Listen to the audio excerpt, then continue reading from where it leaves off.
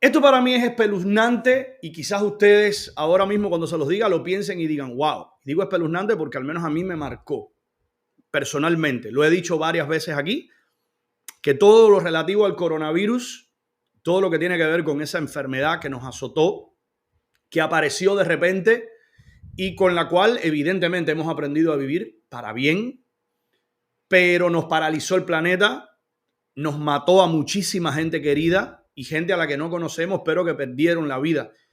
Porque todavía nuestros organismos no tenían las herramientas para combatirlo. Era nuevo, era un nuevo coronavirus. Y por estos días estamos celebrando 5 años. Piénselo. El coronavirus comenzó a explotar verdaderamente en el planeta a inicios del 2020, pero desde inicios de diciembre del 19, durante las primeras semanas, comenzaron a reportarse las primeras voces, los primeros casos, un paciente con una enfermedad respiratoria rara en Wuhan. ¿Se acuerdan del médico que comenzó a dar la voz de alarma y que lo encarcelaron porque la dictadura china no quería? Ya sabía la magnitud, ya sabía que no era una gripecita cualquiera y sabía que no era algo conocido. Y no querían que se extendiera la voz todavía. Este hombre terminó muriendo también de coronavirus. En fin, se cumplen 5 años, comenzaron a circular las teorías, si había sido una sopa de murciélago, si había sido un pangolín, si había sido un zoológico, si había sido un mercado o lo que ha terminado siendo la teoría más aceptada, que escapó o lo escaparon, sea como sea, porque ya yo al respecto no apuesto en nada. Sea como sea, había un laboratorio que contenía determinados agentes patógenos y demás muy cercanos a este mercado en Wuhan y bueno, el mundo terminó paralizado. Pero miren este material, qué interesante, porque te hace una cronología de los primeros días de cómo estaba el mundo por estos días hace 5 años. Señores, lo que pasamos fue muy duro, ¿eh? Lo que pasamos fue terrible.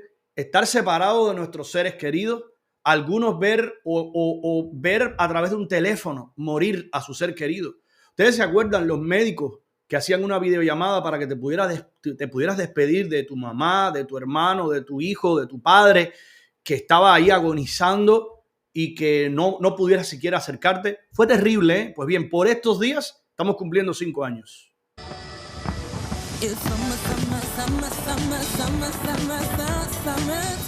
Diciembre 2019.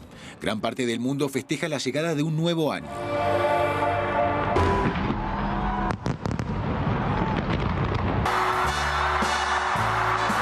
Fíjese que ya hasta ver el año causa rechazo. No sé si a usted le pasa, a mí me ocurre. Yo miro ese año, las cosas que pasaron en ese año, cómo se nos puso el mundo, lo feo que era vivir en ese año. Yo no lo voy a... Así lo recuerdo yo.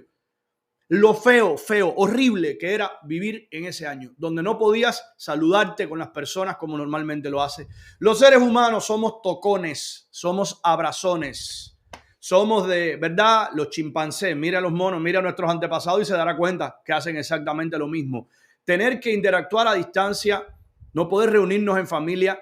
Por esos días era casi un acto de terrorismo social quitarte una mascarilla en algún lugar, estornudar ni hablar. Por estornudar sonaban las alarmas, aparecía el SWAT team y te encarcelaba. No, o sea, las cosas más tontas y más simples se nos volvieron tan enrarecidas por esos días, ¿verdad?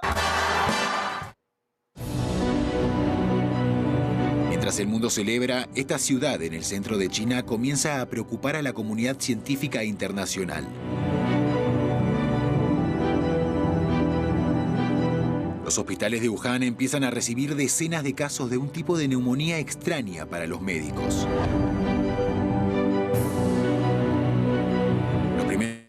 A mi amigo Alexis, los latinos tenemos el hábito de tocarnos todavía más, pero los seres humanos en sentido general, no por gusto, estrecharse las manos es el símbolo de estar de acuerdo con algo. El abrazo no es exclusivo de los latinos, el abrazo es un símbolo universal. Que los latinos utilicemos más que el resto puede ser, pero entre los noruegos también se abrazan, ¿eh? Entre los suizos también se estrechan la mano, también se tocan. Lo que quiero decir es, hay especies que no se tocan nunca, ¿no? No. interactúan y tienen, digamos, socializan de otra forma. Los seres humanos, sí nos tocamos bastante. Los primeros contagios son reportados a la OMS y las autoridades sanitarias de China cierran el mercado mayorista de mariscos después de que se descubriera que los animales salvajes vendidos allí pueden ser la fuente del virus. Tras varios análisis, China comunica que los casos desconocidos de neumonía en Wuhan no son provocados por los virus del SARS ni del MERS, sino por uno nuevo de la familia de los coronavirus, llamado en un principio por la OMS 2019 nCoV.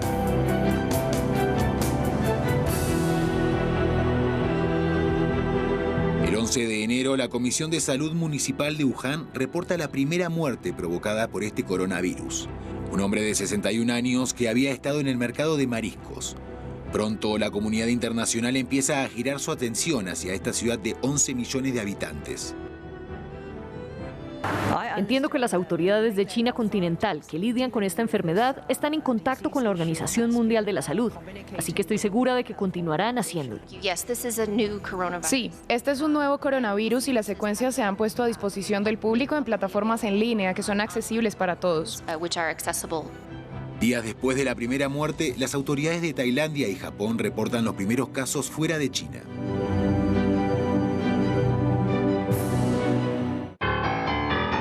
Marlon Aguilar, no sabes el agradecimiento tan grande que yo siento particular personalmente por personas como tú que trabajaron como médicos en esos días. Así que aprovecho para agradecértelo. No te conozco, pero me dices, Ernesto, yo como muchos colegas médicos trabajamos en plena COVID atendiendo a los enfermos. Ningún médico habla de ese periodo de tiempo. Es como si lo hubiéramos borrado de nuestra memoria porque están traumatizados. Nosotros, los seres humanos comunes y corrientes, nos poníamos en manos de ustedes y ustedes tampoco sabían lo que había que hacer porque era nuevo, porque era novedoso, porque los procedimientos que se aplicaban a virus o a enfermedades conocidas no funcionaban, no estaban dando resultados. Recuerdo los casos espantosos de gente a la que estaban intubando y terminaban haciendo un paro, o había cosas como caía, como descendía drásticamente el nivel de concentración de oxígeno.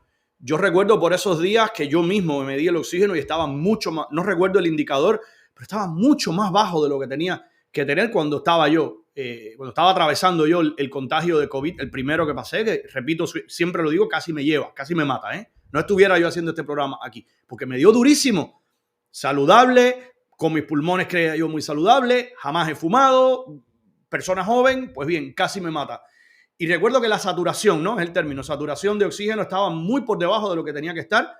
Me recuerdo comprando con mi mascarilla y con todo protegido para no contagiar a nadie en una farmacia comprando el oxímetro, es como se llama, ¿no? Creo que sí, para medirme la saturación. Y el mundo entero, estaba todo el mundo en shock y los médicos y las enfermeras y el personal de salud, que también tenía el mismo pánico que el resto porque no sabías la magnitud del asunto, trabajando, exponiéndose, por eso tantos médicos murieron, incluido mi médico personal, mi médico cabecera, mi José Antonio Soto, querido, que Dios me lo tenga en la gloria, que la concentración estaban expuestos a una concentración de virus mucho mayor que el resto de nosotros, ¿no? Indudablemente fueron días terribles, hermano.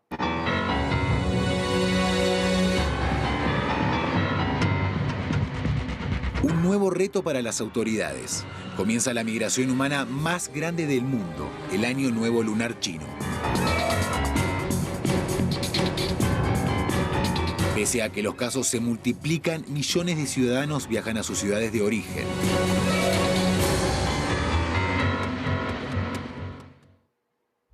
El 21 de enero, el virus cruza el Océano Pacífico. Funcionarios en el estado de Washington confirman el primer caso en Estados Unidos. Un hombre de 30 años, cerca de Seattle.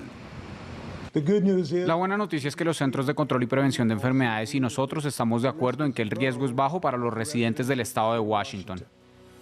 Tras este anuncio, las alarmas se prenden en el mundo y los aeropuertos comienzan a tomar medidas.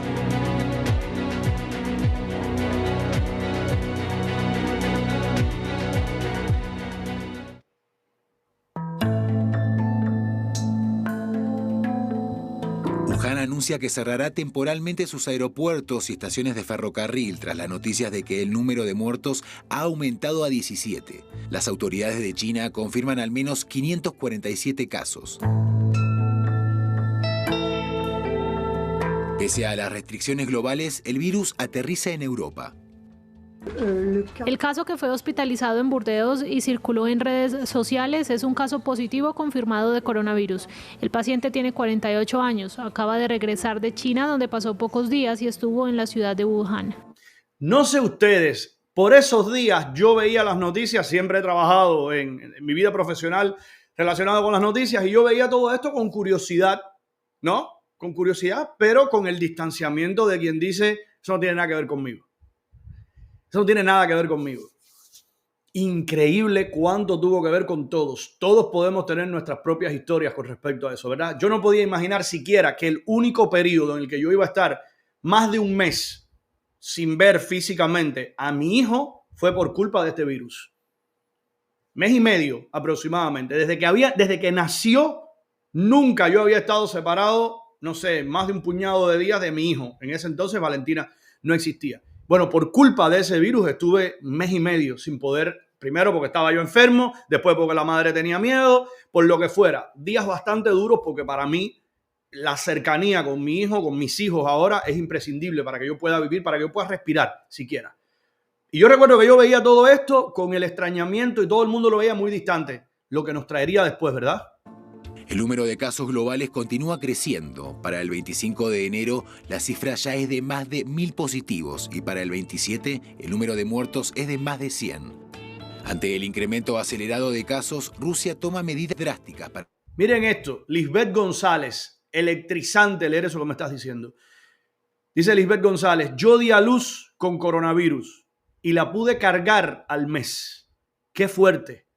Qué fuerte. Espero que, estás refiriéndote evidentemente es una niña, espero que tu niña esté muy saludable y espero que sean muy felices porque llegar al mundo igual, si la memoria no me falla, creo que era en alguna novela García Márquez decía que llegar al mundo en plenas pandemias, en plenas tragedias como esta es un síntoma de buena suerte. Así que tu hija tiene la buena suerte garantizada de por vida, ¿no? Trae como una especie de protección extra. Para frenar el avance del virus. Hoy le informamos a todos sobre las medidas tomadas para cerrar la frontera con China en el lejano oeste. 30 días después de que comenzara la crisis, la Organización Mundial de la Salud hace un importante anuncio. Declaro una emergencia de salud pública de preocupación internacional por el brote mundial del nuevo coronavirus.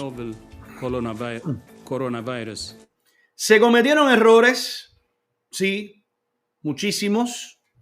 Yo no sé ustedes, yo veo a este señor y no me trae buenos recuerdos, no le voy a mentir. Pero mirando las cosas con una perspectiva sensata, sin apasionamientos, nadie sabía qué hacer. Esa es la realidad. Nadie sabía a la perfección qué hacer. Y cuando alguien acierta, después pasado el tiempo, tú le preguntas y te dice, sentido común, creí que fuera este el mejor camino, pero nunca tienes la confirmación, señores. Los seres humanos, y eso sí recuerdo dónde voy a hacer la cita, eso está en el primer capítulo de La insoportable levedad del ser de Kundera. Kundera decía, la vida en sí misma es como una obra teatral sin ensayo.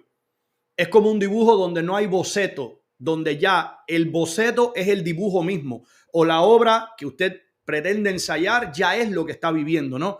No hay un preámbulo. Usted no se prepara para vivir, ya usted está viviendo y tiene que tomar decisiones en el momento y estás puesto en circunstancias que tú no esperaste tener que lidiar con ellas, porque ¿quién previó algo como esto? Nadie.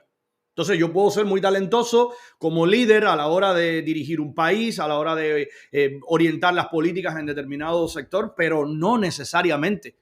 Cuando hay una pandemia que está matando a miles de personas y todo el mundo está complicado y no se sabe qué rayos hacer. Y la humanidad entró en pánico. Y había voces disidentes que decían, no es el mejor camino. Y había otras voces que decían, es el mejor. Pero lo real es que entramos en pánico. Es que no sabíamos bien cómo lidiar con aquello. No sabíamos el alcance. No sabíamos por dónde se propagaba inicialmente. Se hablaba de todo. Se hablaba de que hasta, los extremos más grandes, ¿no? Había que cepillar las botas y dejarlas a la puerta de la casa, a la entrada de la puerta de la casa. ¿Se acuerdan de eso? Entonces estábamos aprendiendo a coexistir. Y se tomaron medidas que desde luego son polémicas y que siguen siendo muy polémicas. En algunos casos quiero creer que para proteger a la gente y en otros casos creo que para sacar rédito económico, porque de todo hay, porque esa es la humanidad, eso somos nosotros. Cuando usted mira a distancia el comportamiento de otras personas y dice, quisiste sacar dinero, quisiste hacer millones con eso, tú también lo habrías hecho si hubieras podido. Desgraciadamente los seres humanos somos así, no me cabe ninguna duda, ¿eh? Mientras el mundo supera las 500 muertes, 2 escenas de películas sacuden al mundo. El crucero Diamond Princess, que transportaba a más de 3.700 personas, es puesto en cuarentena. Esto sí me traumatizó cuando vi un documental, muy mal hecho, por cierto, un documental de HBO, bastante mediocrito porque era con las imágenes que tenían. Los que han ido a un crucero, los que han estado en un crucero saben que todo es muy rico. Ay, la vida en alta mar, ay, qué rico un crucero. Pero los camarotes son de este tamaño. Vaya, usted tiene que pagar, usted tiene que bajarse de la mula con un saco de dinero para usted tener una habitación en un crucero. No, eso está al alcance de muy pocos. La mayoría viaja incluso en los camarotes más caritos. Los que tienen un balcón ahí de frente al mar y todo, son pequeñitos. Imagínate tú los regulares, ¿no? Meterse en un lugar como ese, semanas trancados, con gente muriendo al lado, alrededor, y tú oyendo cómo lo sacaban, eso es un infierno. Y en la ciudad epicentro del virus, Wuhan, se termina de construir un hospital con capacidad para 1.000 pacientes, fabricado en solo 10 días.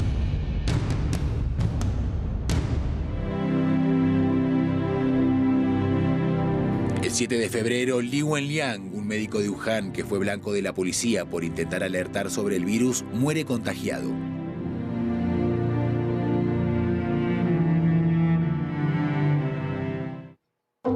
Pese a las disputas comerciales entre Estados Unidos y China, el presidente Trump elogia la labor de Beijing en el manejo de la crisis. Anoche tuve una muy buena charla con el presidente Xi y hablamos principalmente sobre el coronavirus. Están trabajando muy duro y creo que están haciendo un trabajo muy profesional. El 10 de febrero, pese a que el coronavirus ha cobrado la vida de más de 1.000 personas en todo el mundo, el presidente Trump sorprende con una polémica posición frente al virus. Ahora, el virus del que estamos hablando, sabes, mucha gente piensa que desaparecerá en abril con el calor. Fue polémico, pero vuelvo a decir lo mismo que dije hace un momento. No sabíamos cómo lidiar con esto. Esa es la realidad. Y había un sector de la comunidad médica, de la comunidad científica, que tenía muy claro cuál era el camino, y había otro sector que se oponía. Entonces, lo cierto es que cuando usted está en una posición de poder, usted tiene que tratar. ¿Qué es lo que sucede con Trump? Ya lo hemos hablado en el pasado, ¿no? Que es muy lengua suelta, ¿no?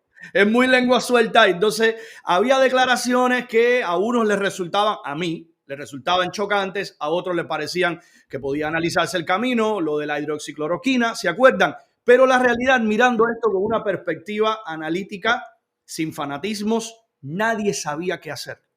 Todos estábamos en un margen de prueba y error. La comunidad científica, los médicos, los científicos, los que estaban en los laboratorios te decían, tenemos que esperar todavía. No sabemos exactamente el alcance, la magnitud ni cómo tratar esto, ¿eh? El 11 de febrero, el director general de la OMS nombra por primera vez una palabra que se repetiría millones de veces. Ahora tenemos un nombre para la enfermedad y es COVID-19. COVID-19. Un turista chino que fue diagnosticado con el virus muere en Francia, convirtiéndose en la primera persona en fallecer por el brote en Europa. La cifra de muertos por el coronavirus asciende a más de 1.500 y las autoridades de Egipto reportan un caso, confirmando así el primer positivo de África.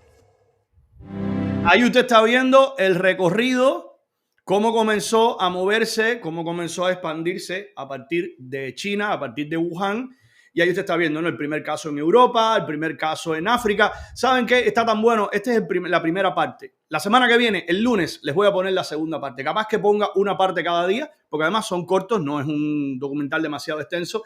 Y yo creo que nos refresca un poco recordar cómo reaccionamos en determinadas circunstancias, recordar cómo actuamos si usted ha tenido la desgracia de estar, qué sé yo, en medio de un tiroteo, en medio de un movimiento telúrico, ¿no? De la Tierra, de un sismo, o cómo reaccionamos como especie cuando nos vimos amenazados con un virus como ese que desconocíamos, es muy útil para el futuro. Siempre piénselo así. Y estamos, repito, conmemorando 5 años. Parece que fue ayer o parece que fue hace un siglo, en dependencia de cómo lo vea usted, ¿verdad? Mucha gente querida, mucha gente valiosa, mucha gente útil.